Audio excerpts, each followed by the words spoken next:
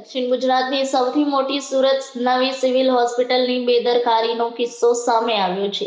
સુરત નવી સિવિલ હોસ્પિટલમાં વધુ એક બેદરકારીનો વિડીયો વાયરલ થયો છે, જેમાં નવી સિવિલ હોસ્પિટલમાં પાણીની ટાંકીની સફાઈ કરવા બાળકોને ટાંકીમાં ઉતારવામાં આવ્યા હતા। વિડીયોમાં સ્પષ્ટ દેખાય છે કે એક બાળક પાણીની ટાંકીમાં જોખમી રીતે ઉતરેલ છે। ટાંકીની સફાઈ કરવા માટે બાળકોને ટાંકીમાં ઉતારવા બાબતે શું સિવિલ હોસ્પિટલ તંત્ર છે અજાણ, તેવા સવાલ લોકોએ કર્યા હતા। સમાજસેવી ધર્મેશ ગામી જે રીતની ન્યૂ સિવિલ હોસ્પિટલની ટાંકી સાફ કરાવવા બાબતની ઘટના બહાર આવી છે, એક વ્યક્તિને જે રીતના કોઈ પણ જાતના સાધનો વગર ટાંકી સાફ સફાઈ કરવા માટે ઉતાર્યો છે।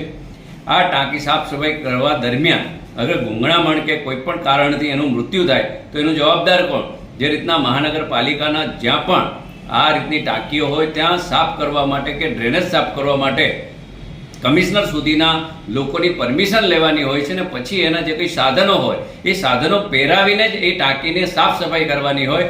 પરંતુ જે રીતનું આ ન્યૂ સિવિલનું તંત્ર છે એમને એ ખબર જ નથી કે આ ટાંકી સાફ કોણ કરી રહ્યું છે, કેવી રીતના કરી રહ્યું છે। તો આ ખૂબ ગંભીર બેદરકારી છે। આવા લોકો પર, જે પણ આના જવાબદાર લોકો હોય તેવા લોકો પર પગલાં લેવા જોઈએ।